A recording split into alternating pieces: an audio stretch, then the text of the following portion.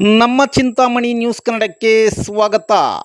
ಚಿಂತಾಮಣಿ ತಾಲೂಕು ಆಡಳಿತ ಮತ್ತು ತಾಲೂಕ್ ಪಂಚಾಯತ್ ಹಾಗೂ ಶಾಲಾ ಶಿಕ್ಷಣ ಇಲಾಖೆ ಇವರುಗಳ ಸಂಯುಕ್ತ ಆಶ್ರಯದಲ್ಲಿ ಭಾರತ ರತ್ನ ಡಾಕ್ಟರ್ ಎಸ್ ರಾಧಾಕೃಷ್ಣನ್ ಅವರ ಜನ್ಮ ದಿನೋತ್ಸವ ಹಾಗೂ ತಾಲೂಕು ಮಟ್ಟದ ಶಿಕ್ಷಕರ ದಿನಾಚರಣೆ ಸಮಾರಂಭ ಅದ್ಧೂರಿಯಾಗಿ ನಡೆಯಿತು.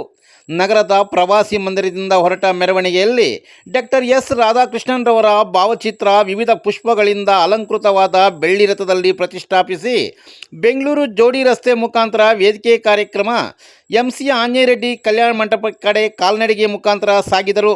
ಮೆರವಣಿಗೆಯಲ್ಲಿ ಬಿಇಒ ಉಮಾದೇವಿ ಸೇರಿದಂತೆ ಇಲಾಖೆ ಮುಖ್ಯಸ್ಥರು, ಶಿಕ್ಷಕರು, ಮಕ್ಕಳು ಭಾಗವಹಿಸಿದ್ದರು.